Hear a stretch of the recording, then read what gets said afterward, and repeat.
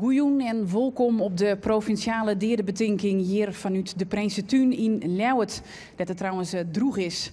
Het is het 4 mei en op 4 mei stien wij in Friesland en ik in de rest van het land om 8 uur 2 minuten stil. Stilte voor de mensen, de burgers, de militairen die het omkwamen binnen tijdens de Tweede Wereldoorlog. Maar we staan ook stil bij de Nederlandse burgers en militairen die het de dag van Joet het leven verliezen in conflicten of in oorlogsgebieden. Morgen is het dan 4 mei en dan vieren we Bevrijdingsdag. En dat kunnen we vieren omdat de mensen het leven joen hebben voor de vrijheid van jou en ik. Het thema dit hier is Vrijheid geef je door.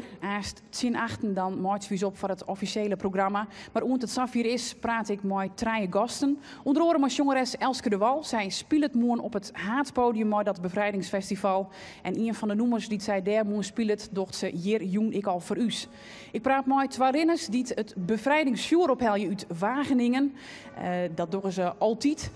Daar is de capitulatie tekenen terug de Duitsers. En hoe bijzonder is dat om maar dat vuur erin, dat symbool voor de Nederlandse bevrijding, uit je 22 juli vlechten binnen uit Iran. Dat jaren we aast. Maar iemand die van zijn werk alle dagen onder gong is met vrijheid, dat is kapitein Roy Vinken. F-section-piloot op de Vleerbasis in Leeuwarden. Het ik op missie West in Afghanistan. Roy Vinken, wat is vrijheid voor jou? Vrijheid, dat is voor mij een heel iets anders dan voor normale mensen. Normale mensen is vrijheid over straat lopen en iedere dag doen wat je zelf wil. Niet bang hoeven te zijn voor aanslagen, niet bang hoeven te zijn dat je leven in gevaar loopt. Voor mij is vrijheid echt het redden van mensen, zeg maar, in gevaarlijke gebieden. En dat doen we met de vliegbasis Leeuwarden onder andere in Afghanistan. Komende week ook, volgende week gaan er 130 man van de vliegbasis Leeuwarden. Die gaan richting Afghanistan om daar ook weer grondtroepen te helpen, te ondersteunen, te beschermen tegen aanvallen van buitenaf. Dat is ook vrijheid. Onderdeel van vrijheid. Jongens, zelfs in Afghanistan zitten, waar zie je en wat moest je krijgt van? Ja, wat je daar vooral doet als vlieger van de luchtmacht, je stijgt erop en je gaat er de grondtroepen helpen met het zoeken van bermbommen. Dat is eigenlijk de grootste dreiging op dit moment voor de Nederlandse mensen en ook voor de NAVO-troepen. Dat ze in een bermbom, dat ze daarop rijden, dat die ontploft en dat ze dan slachtoffers krijgen. Nou, wij gaan er naartoe om die bermbommen te zoeken. Een ander dingetje wat we ook doen is boven vliegen, patrouilles vliegen. En dan mocht er een hinderlaag zijn, een aanval van buitenaf, dan gaan we er meteen naartoe, gaan we een kabaal maken om te zorgen dat die aanval stopt. En mocht het echt nodig zijn, dan gaan we ook wapens inzetten om mensenlevens te redden. Want het klinkt heel raar, maar dat is wel wat we dat doen. We willen dat onze eigen troepen, dat ze allemaal weer veilig thuiskomen. En dat ze gewoon weer thuis van de vrijheid kunnen genieten hier. Hoe moeilijk is dat? Wat zijn nou de meest moeilijke momenten dat je daar in Afghanistan boppen vliegen? De moeilijkste momenten is niet voor mijzelf zozeer, maar dat je hoort op de grond dat er mensen dood zijn gegaan. Dat mensen een collega zijn verloren. Dat ze daarom heel dik in de stress zitten en dat je daar dus iets moet gaan doen. Dan moet je heel rustig blijven. Ze willen heel graag dat je komt helpen. En op dat moment moet je rustig blijven en de situatie onder controle blijven. En dan wil je dat ze in de veiligheid zijn en dat het vuren stopt. Een heel goed voorbeeld is bijvoorbeeld dat er iemand op een bermbom was gereden. Er waren 2 collega's dood. En die moesten natuurlijk geëvacueerd worden door een traumahelikopter. Alleen die traumahelikopter die kon niet landen vanwege vijandelijk vuur. En toen hebben de F-16's van de Nederlandse luchtmacht onder andere daar laag overheen gevlogen om het vuur te laten stoppen.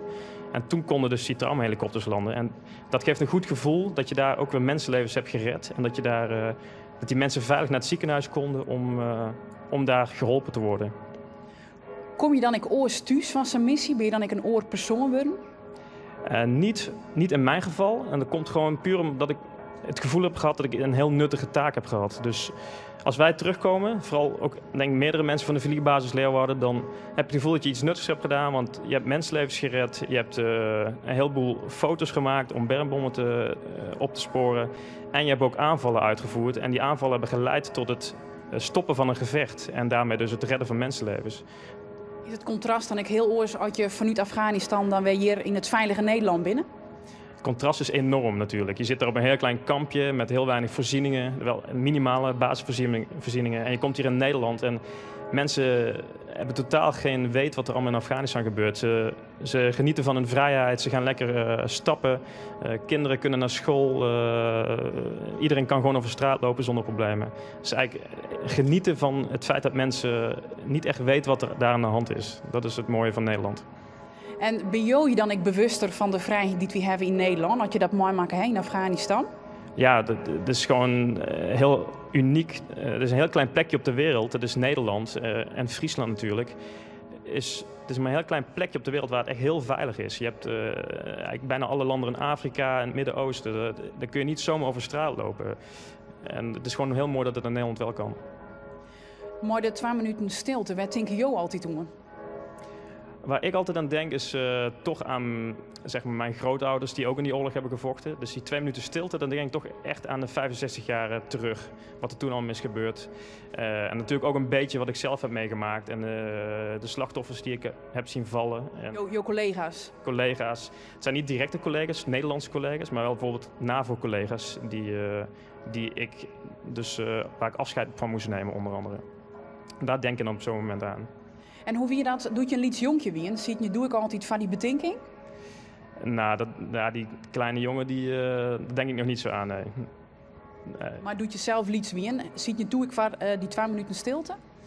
Ga je dat mooi krijgen van huis uit? Ja, wel een beetje, ja. We zitten wel altijd voor de televisie te kijken en dan hebben we wel even 2 minuten stilte, ja. Tieren dank en succes, mooi werk. Geen probleem. Is het nou tijd voor muziek? Want een van de vaste onderdelen hier op de provinciale derde betinking is ik altijd de brassband Hosanna uit Leeuwarden, onder leiding van Ria Venema. Zij spelen een nummer dat speciaal gecomponeerd is door Jacob de Haan, ik een Fries trouwens, en een bekende in het genre, om de deren te betinken. En het nummer Yet Remembrance Day.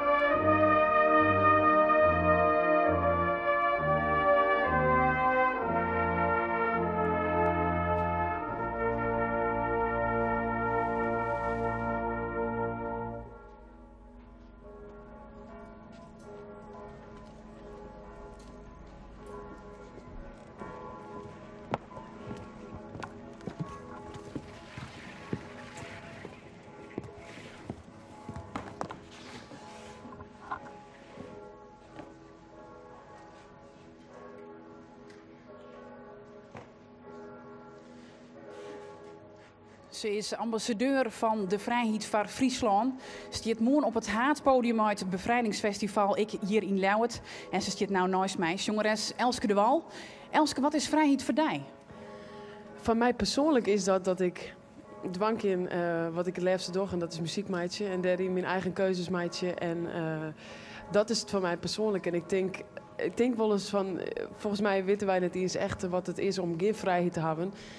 Tenminste, ik ben opgegroeid in een land waar geen oorlog is op dat moment. En dan realiseert hij misschien net wat het is van mensen die dat net hebben. En dat is net alleen nog hoe de grens, maar dat is misschien ook nog wat dichter bij Hoes. Mensen die zich echt net vrij voelen. Dus, Wat bedoel je dichter bij Hoes?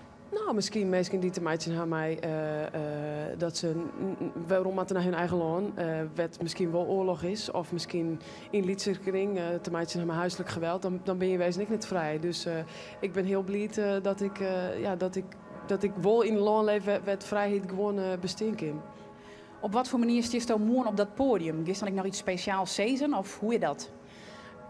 Nou, in eerste instantie is het natuurlijk een heel mooi feest om de vrijheid te vieren. Maar ik zal er absoluut wel bij stilstaan. En natuurlijk wel zeggen van realiseer je wel dat dit kan. In sommige landen meisje het eens naar live muziek luisteren. En ja, dat is wel heel bijzonder dat het echt een landelijk feest is. En dat er tot het hele land optredens binnen. Dus daar zal ik zeker even bij stilstaan. Een van de noemers die staan dost is Bridge Over Troubled Water. Waarom? Omdat het eigenlijk een heel noemer is wat misschien net voor de hand leidt. Was misschien net meteen opnoemen zo dus als de onvrijheidstingst.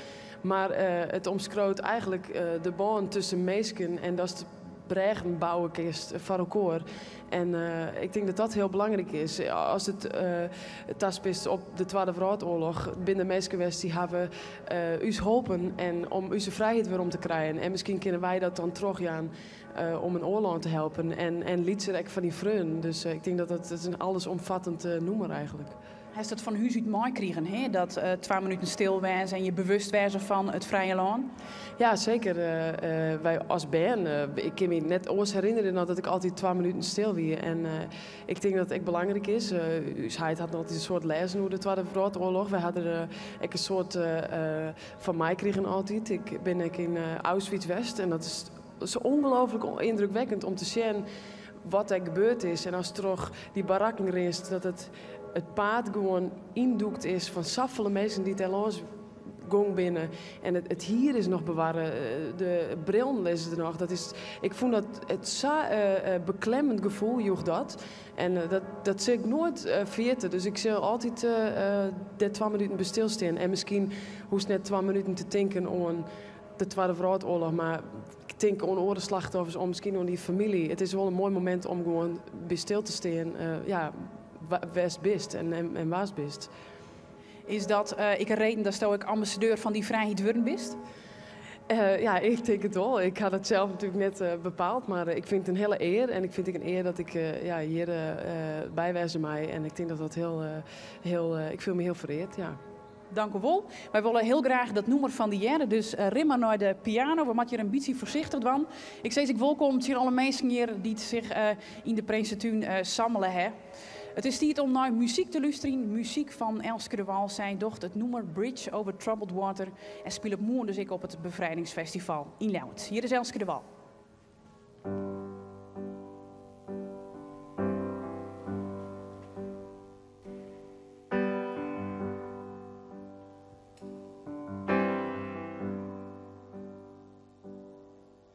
When you're weary and feeling small, when tears are in your eyes, I will dry them all. I'm on your side. Oh, when times get rough and friends just can't be found, like a bridge over troubled water, and I will lay me down.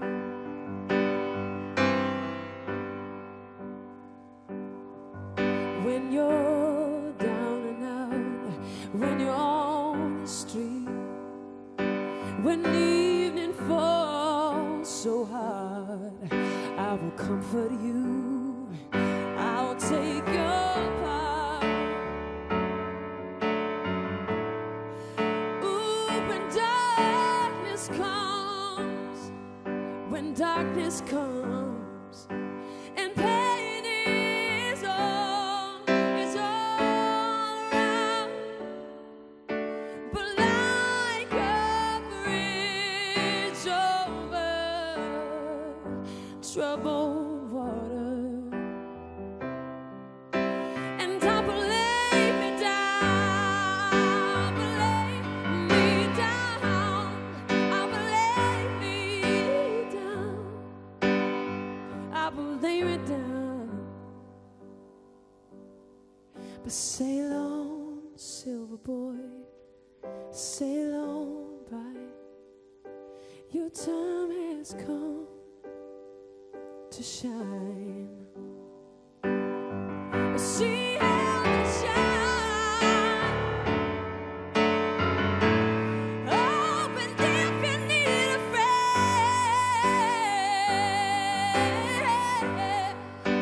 and sailing right behind,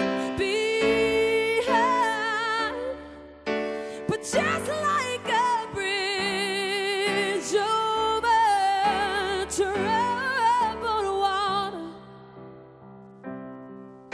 and I will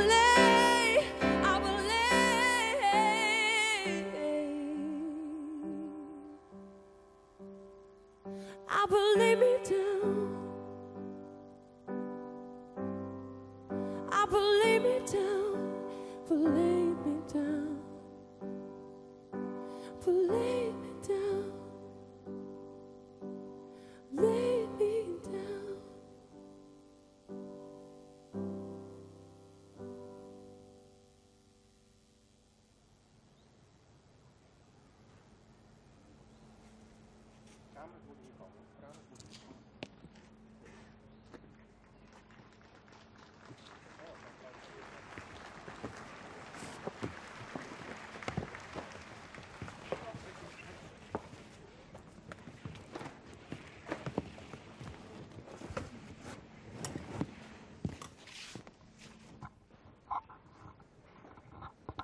Het rint hast zien achten dat budget dat aansen die betinking hier officieel ik begint.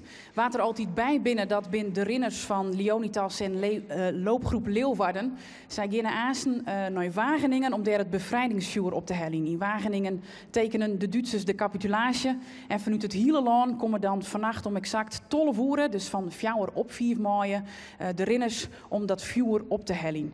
Nou, een van die rinners die het al heel vaak meedoen heeft, dat is Jan Bosman. Waarom rennen jou mee?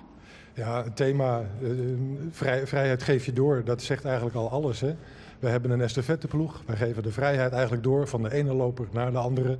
Het is een hele mooie symboliek en het is ook nog sportief. Lopen is mijn hobby, dus ik kan het heel mooi met elkaar verenigen. Wat is vrijheid voor jou? Vrijheid is dat je hier politiek kunt stemmen, dat je hier vrij bent om je geloof te beleven, om je te uiten zoals je wil, om je mening te geven zoals je die wil, om vrienden te maken zoals hier, Mohammed, mijn loopvriend. En dat is voor mij belangrijk, vrijheid. Ja, als u dan naar Mohammed Vermaani gaan. U bent ook een van de lopers die altijd meegaat om dat bevrijdingsvuur op te halen. 22 jaar geleden kwam u uit Iran naar Nederland. Hoe is dat voor u om dan met dat bevrijdingsvuur te lopen midden in de nacht? Dat is 1990 ben ik in Nederland gekomen. Hardlopen voor mij was eigenlijk een gelegenheid om vrienden te maken. Later, dankzij de organisatie, hebben wij bevrijdingsdag zeg maar begonnen lopen. En dan 16 keer volgens mij hebben we meegemaakt. De eerste keer heb ik ook vuurwerk opgehad van de capitulatie, zeg maar. De lijn van uit Wageningen hier hebben we voor de burgemeester getrakteerd gebracht. Ik loop voor vrijheid, mensenrechten. Voor mij heeft het een hele andere betekenis. Vrijheid, misschien een woord is die heel klein maar grote betekenis heeft. Daar ben ik blij ook. Klein woord met een hele grote betekenis, zegt u. En hoe is dat om daar dan midden in dat, het donkerst van de nacht, om daar te lopen met die fakkel die vrijheid symboliseert? Dat is heerlijk. Wij lopen, want wij zijn hardloper, maar wij vliegen. Net zoals een vogeltje uit koeien. Uit koeien, weet je. Zo vrijheid voor mij heeft een heel belangrijk, zeg maar, betekenis. Als een vogel uit een kooi voelt u zich dan? Voelt u zich echt vrij in Nederland of ligt uw hart, wat ik me heel goed voor kan stellen, toch ook nog voor een heel groot gedeelte in Iran? Nee, absoluut. Ik voel mij vrij in Nederland. Ik mis mijn verleden natuurlijk, mijn geschiedenis, mijn kindertijd, familie. Maar ik heb hier ook gelukkig maar iets anders verplaatsen, mijn gevoel en gedachten. Daar geniet ik ook van. Dus uw vrijheid ligt wel hier? Absoluut. Absoluut. Ik probeer ook door mijn hardlopen, vooral voor bevrijdingsdag, even mijn boodschap even overbrengen naar anderen. Maar ik zeg altijd dat de jongeren ook moeten terugkijken naar hun geschiedenis. Daarvoor ouders hoe moeite gehad om vrijheid te bereiken. Eerst te zoeken, kennen, zoeken en bereiken en beschermen. Vindt u dat ook, dat die boodschap vooral terug jongeren mat, om de jongere generatie? Ja, en dat lukt ook. We hebben nu ook weer een stuk of 8, 9 jongeren mee. En die komen enthousiast mee, omdat ze lopers zijn. Dat zijn geoefende lopers. Maar wat ze hier dan meemaken, zeggen ze van, nou, dat willen we nog eens een keer meemaken. Wat maakt je ze dan mooi, die nacht? Nou, dat je hier bent, dat je hier stilstaat bij dodenherdenking vanavond. We gaan straks naar Wageningen. Daar is een groot spektakel om 12 uur. Dan wordt daar de bevrijdingsvlam aangestoken voor Hotel de Wereld. De plek waar destijds de capitulatie is ondertekend. En dan gaan we dat vrijheidsgevoel doorgeven met elkaar. Vliegen, we krijgen inderdaad vleugels als wij over de Veluwe gaan rennen met elkaar. En dat stokje doorgeven. En de jongeren die pakken dat heel goed op. Want door het lopen worden jongeren ook enthousiast. En als ze het een keer hebben meegemaakt, dan willen ze dat dus vaker doen. Dat klopt. We hebben er weer een paar bij die vorig jaar ook meegegaan zijn. En ik denk dat ze volgend jaar weer mee willen. Want ze hebben de smaak goed te pakken. Hoe gaat dat? Want het is een tocht van 180 kilometer, maar dat lopen jullie niet allemaal, hè? Nee, het is een estafetteloop. Dat betekent dat we om de beurt 20 minuten lopen. En meestal zijn je 3, 4 keer aan de beurt.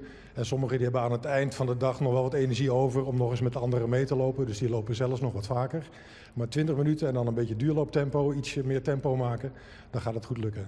En als het dan koud is en het regent, voelt u dat dan? Dan krijg je een warm gevoel. De handen koud, maar het hart is warm. Wij lopen heerlijk. En de donkere wegen, soms hebben wij herten, andere beestjes, maar we genieten van alles. Hele stille, donkere wegen. Prachtig om te doen. Wat wie meegemaakt heeft, verlangt naar andere tijd ook om mee te doen. Maar als ze vanwege die maar ook andere bezigheid kunnen niet. Maar een heleboel mensen dat meegemaakt hebben nog steeds zijn ook aanwezig. En nog in je vraag, werd Tinker Jo aanst maar de 2 minuten stilte? Nou, ik sta altijd eigenlijk stil bij de verhalen van mijn moeder. Eigenlijk, zij heeft in Rotterdam het bombardement meegemaakt. En eigenlijk kwamen die verhalen zelden of nooit. Maar soms kwamen er stukjes geschiedenis naar boven. En dat zie ik nu ook weer gebeuren. De afgelopen weken ook weer. Iedere keer als 4 en 5 mei dichterbij komt, komen er weer nieuwe verhalen naar boven. Van mensen die het meegemaakt hebben. En dan denk ik, ja, wat moeten wij onze vrijheid hier koesteren en opnieuw waarderen. En ieder jaar proberen door te geven aan weer opnieuw volgende generaties. Want er waren net volle praat, maar stikje bij bietje, CZO. Ja, dat klopt. Ja. Ken je het hele verhaal intussen? Of? Nee, nog lang niet. Nee, er komen iedere keer stukjes bij. En ik denk dat er misschien nog stukken uit het verleden zijn, ja, die ze meeneemt als ze er niet meer is. Ja. Dat denk ik Jo aanstonden. Oké. Ik wens je hem een goede tocht. Het wordt koud vannacht, maar Jo viel er niks van. Hij is verzekeren. Wij gaan voor jullie wel warm lopen. Wij gaan voor jullie wel warm lopen. Dank u. Dank u wel en jou dat viewer terug. Dank u wel, want het is bijzonder leven in vrijheid. Aasten Jerje Harry Wiersma die praat u toch het officiële programma hinnen. Maar eerst luisteren we nog een keer naar Hosanna met het koraal Eventide.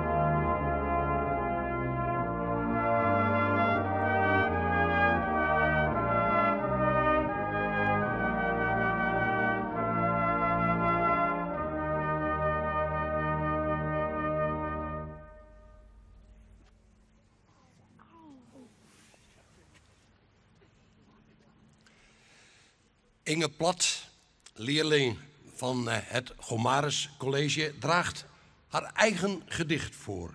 Wegdromen. Wegdromen. Je ziet ze lopen, bang om naar buiten te gaan. Je ziet ze hopen, hopen op een vrij voortbestaan. Je hoort ze roepen, roepen naar hun ouders naam. Je hoort ze roepen, wie zouden nu hun ouders zijn voortaan? Je voelt hun pijn, de grote angst om alleen te zijn. Je voelt hun pijn, waar zullen hun zielen veilig zijn? Je hoort ze dromen, je ziet ze dromen, dromen over een vrij land. Je ziet ze dromen, hun hele lichaam ontspant.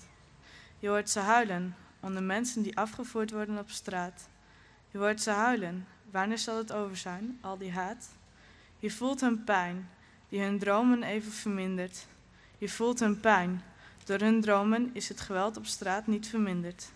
Vandaag de dag is de strijd nog steeds hetzelfde. Vandaag de dag kan jij het zinloze geweld op straat verhelpen. Vandaag de dag geef jij de vrijheid door. Vandaag de dag en het hele jaar door. Vergeet niet, maar herdenk en herinner. Vergeet niet, dit is de weg, de vrijheid hiervan en jij bent de beginner.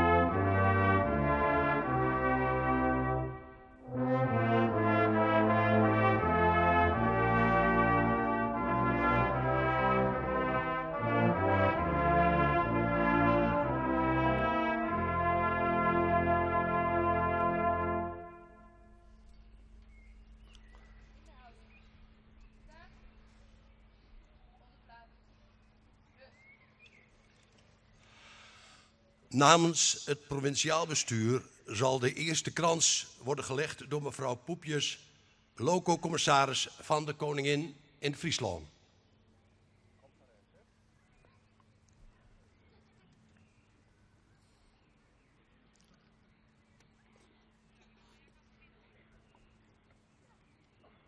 Loco-commissaris Sietske Poepjes luidt als eerste de krans. Uit namen van de provincie. Eén keer in de 4 de commissaris er ik bij. En die houdt dan een toespraak in de Prinsentuin hier in Leeuwarden. Dat het aardig druk is.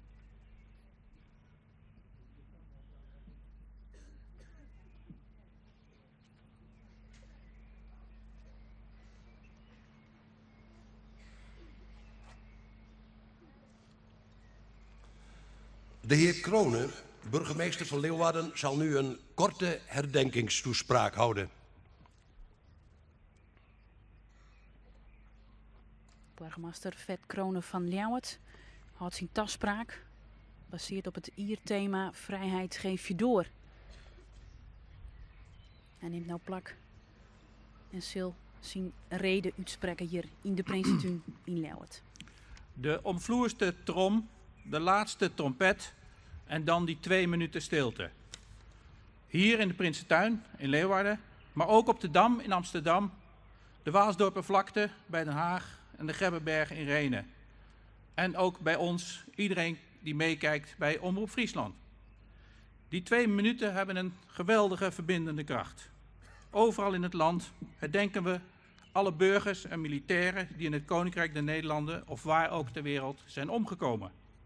Tijdens de Tweede Wereldoorlog en ook daarna in oorlogssituaties en vredesoperaties daarna. Er zijn natuurlijk nog maar heel weinig mensen die ons uit eigen ervaring kunnen vertellen over hoe het was in die Tweede Wereldoorlog. Maar er zijn genoeg verhalen opgeschreven, er zijn genoeg foto's en bewijzen bewaard. En anders zijn er ook vele momenten die ons eraan doen herinneren. En gedenkstenen of struikelstenen die aanwijzen waar Joden uit hun huizen zijn gevoerd en nooit meer zijn teruggekomen. Vorige maand nog hebben de kinderen van de Leeuwarden Schoolvereniging samen met de inmiddels oude heer Alfons Catan 2 herdenkingsstenen geplaatst in de Transvaalstraat. Dat maakte grote indruk, want in dat huis zag hij 70 jaar geleden zijn vader voor het laatst, die werd afgevoerd. En ook zijn moeder kort daarna, en hij heeft ze al die jaren natuurlijk niet meer gezien, want ze zijn omgebracht in Auschwitz en bij Mauthausen. Wat voor indruk heeft dat gemaakt op de kinderen van de scholen die erbij waren? De herdenking van 4 mei en de viering van 5 mei zullen altijd verbonden blijven met de Tweede Wereldoorlog. En toch gaan de herdenking en de viering ook met de tijd en met onze geschiedenis mee. We staan voor de opgave om er een blijvende, doorgaande betekenis aan te geven. Daarom passen we ook de vorm soms wat aan en vernieuwen we de herdenking, zodat jonge generaties bij de herdenking en de viering betrokken kunnen blijven. Vandaar ook vandaag de inbreng van muziek en interviews in het programma rondom de herdenking. Want herdenken en de vrijheid vieren zal nooit vanzelfsprekend zijn, omdat vrijheid niet vanzelfsprekend is. Nog steeds niet. Vrijheid moet je doorgeven van de ene generatie die de andere uitlegt dat vrijheid waakzaamheid vraagt en dat vrijheid nooit vanzelfsprekend is. Vrijheid van meningsuiting, van godsdienst, onderwijs, van vereniging worden steeds weer bedreigd. En voor we het weten worden groepen ook in onze samenleving tegen elkaar opgezet. Ouderen tegenover jongeren, laagopgeleiden tegenover hoogopgeleiden, werklozen tegenover werkenden, allochtonen tegenover autochtonen en Nederland tegen Europa. Terwijl we elkaar juist nodig hebben omdat we samen de toekomst moeten bouwen. Van de ene generatie op de andere is natuurlijk een mooi voorbeeld de fakkeltocht die ook vanavond weer zal gebeuren. De mensen staan al klaar vanavond naar Wageningen om de bevrijdingsestafette vannacht te gaan lopen. Straks naar Wageningen en morgen om 12 uur ongeveer hier weer terug om het bevrijdingsvuur aan te steken. Hier ook in de Prinsentuin. Het bevrijdingsvuur, het teken van bewaken en beschermen van de vrijheid. En ook daarbij spelen iedere keer weer overal in de wereld jongeren een grote rol. Je ziet het overal in de wereld waar mensen in verzet komen tegen dictaturen, tegen censuur, tegen onrecht. Het zijn de jongeren die de straat op gaan. Via Facebook en andere sociale media mobiliseren ze andere burgers om vrijheid. Vrijheid van het woord, vrijheid van democratie op te eisen. En nog steeds kost dat veel bloed, zweet en tranen. En sinds het einde van onze oorlog, sinds 1945, is de wereld nog geen dag zonder strijd geweest. Alleen op dit moment zijn er bijna 43 miljoen vluchtelingen in de wereld. Die lijden onder honger, geweld en onderdrukking. En er wonen ook onder ons veel mensen, in ons land en in onze stad, die gevlucht zijn voor hun eigen land, omdat daar hun leven niet veilig was. En er zijn ook onder ons militairen die zich hebben ingezet om bij internationale missies de vrede te handhaven. En op dit moment voeren Nederlandse militairen missies uit in Afghanistan, Zuid-Soedan en voor de kust van Oost-Afrika. En ook die missies zijn nooit zonder gevaar. En we zijn hun daar dankbaar voor dat ze dat toch weer doen. Want vrijheid is nooit vanzelfsprekend. Zij vraagt steeds weer persoonlijke moed en inzet. En dat begint bij het leven in de eigen provincie, in de eigen stad, in de eigen straat en op school. Bijvoorbeeld op de basisschool Oud-Oost wordt nu gewerkt met het concept vreedzame school. Kinderen leren daar al heel jong om conflicten op te lossen en vrede te stichten, in plaats van grotere conflicten te maken. En daar nemen ze vast iets mee in de rest van hun leven. Want vrijheid vraagt in de allereerste plaats verdraagzaamheid, respect voor elkaar, voor andere culturen, afkomst en geloof. En vrijheid vraagt solidariteit. En juist ook als het moeilijker wordt, ook in economisch opzicht, moeten we allemaal bijdragen om de boel in de maatschappij weer op orde te krijgen. Dat vraagt waakzaamheid van ons allemaal. Zo geven wij samen vrijheid door aan elkaar.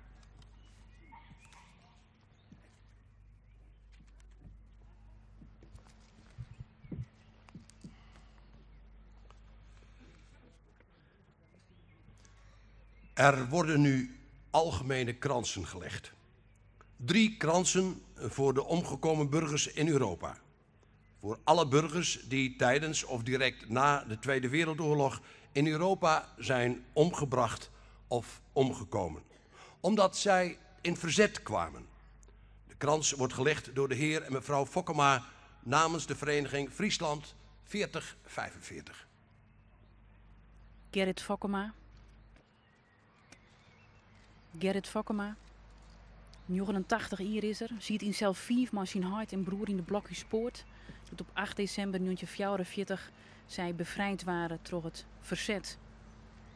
Hij zei laatst nog bij ons op televisie hoe lang moet je terug je maar bedenken. Ja, de mensen die het nooit vertellen kennen, worden die groep het heel dit liedser. Maar het Verzetsmuseum kan een belangrijke rol spelen, want we moeten net verjitten. We moeten de verzwaren dat het net werk gebeurt. De stichting zwaar trouwens ik dat het Verzetsmuseum de Kaam in 1979. Omdat zij werden uitgesloten, vervolgd en vermoord in concentratiekampen. De krans wordt gelegd door mevrouw van Pinksteren en de heer De Wiet namens de Joodse gemeenschap. In Friesland binnen meer dan 600 Joden verjaagd en vermoorden.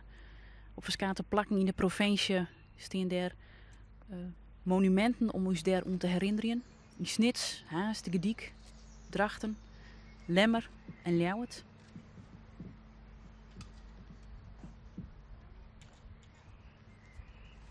Om u te herinneren aan het lot van de Joden in de Tweede Wereldoorlog.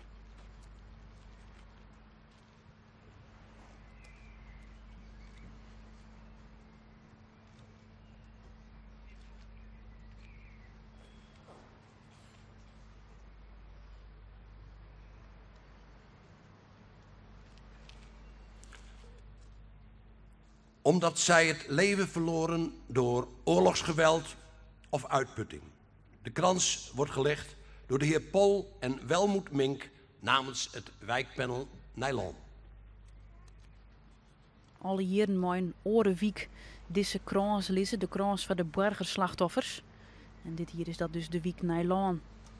De Tweede Wereldoorlog is eigenlijk de eerste wereldoorlog dat ik een heel soort burgersslachtoffer voel. Biels dat oors vooral de soldaten zelfs wienen.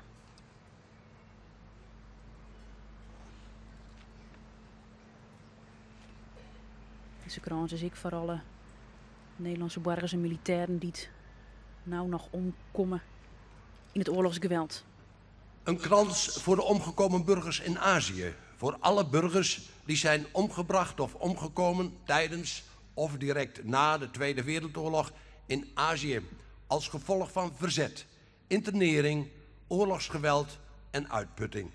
De krans wordt gelegd door mevrouw Rinsema en de heer Westerman.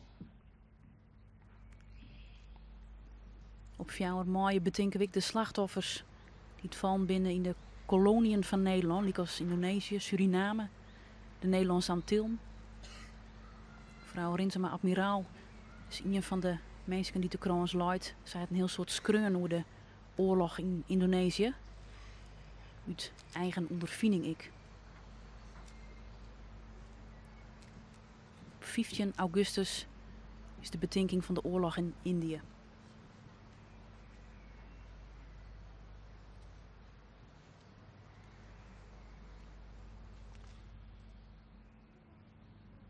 Een krans voor de omgekomen militairen en koopvaardijpersoneel. Voor alle militairen, koopvaardijpersoneel en anderen die in dienst van het Koninkrijk zijn omgekomen. De krans wordt gelegd door de heren Steenbergen en Romkema namens de Algemene Vereniging Oud Personeel van de Koninklijke Marine.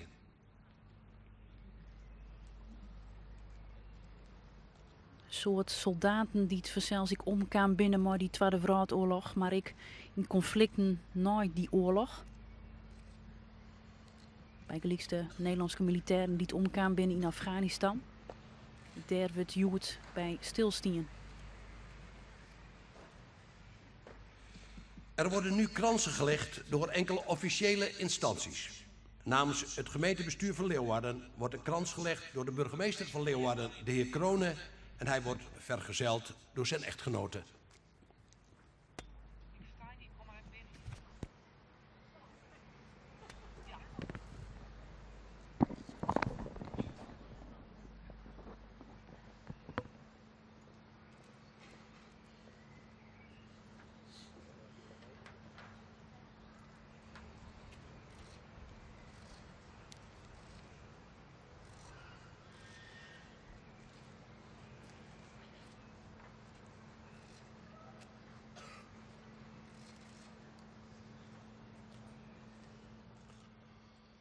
De commandant van de vliegbasis, kolonel Vlieger Luit, en de basisadjudant de heer Bijland leggen nu een krans.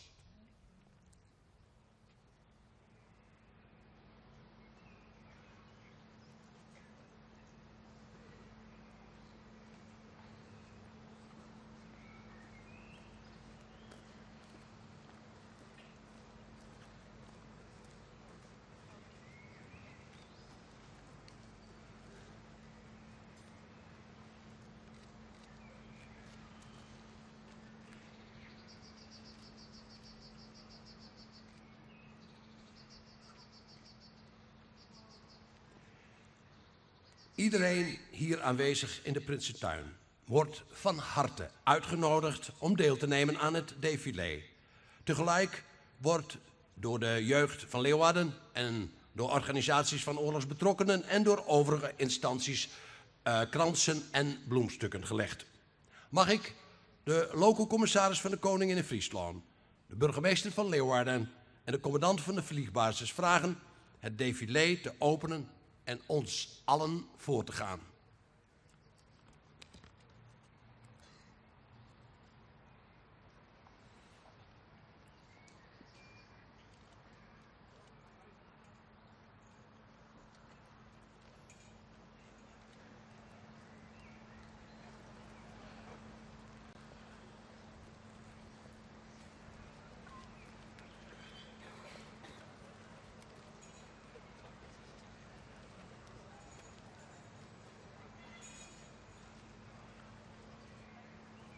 De kinderburgemeester van Leeuwarden, Lucas Broers, legt een bloemstuk namens de jeugd van Leeuwarden.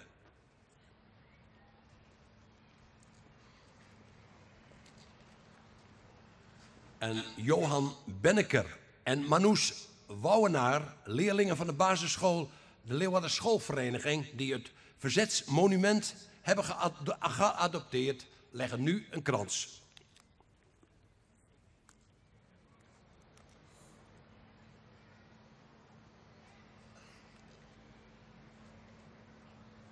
Er worden nu bloemstukken of kransen gelegd door organisaties van oorlogsbetrokkenen. De Bond van Wapenbroeders.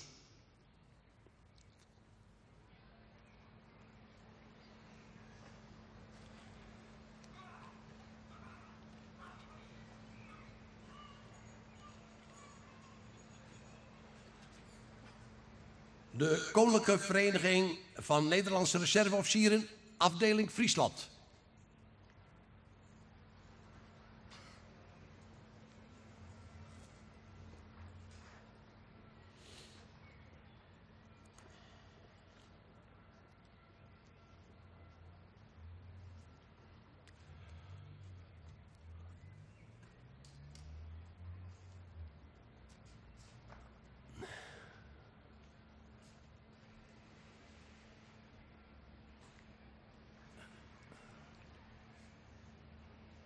De Vereniging Oud-Militairen Indiëgangers.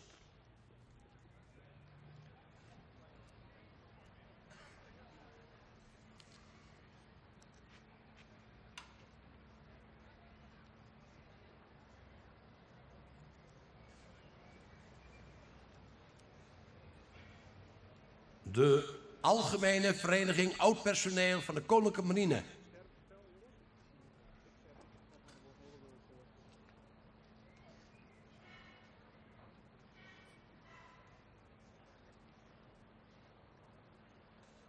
Met het défilé binnen wij om de eindkamer van deze uitsturing, de provinciale derde betinking vanuit de Prinsentuin, een drokke Prinsentuin trouwens hier in Leeuwarden. Dit weer de betinking op 4 mei, morgen is het 4 mei en vieren we de bevrijding. Er zijn dan verskate podia rondom in de stad, ik hier in de Prinsentuin en er is ook een speciaal podium van Omroep Friesland. Dit weer het voor nu, bedankt voor het zien en een goede jong verder. Hoi.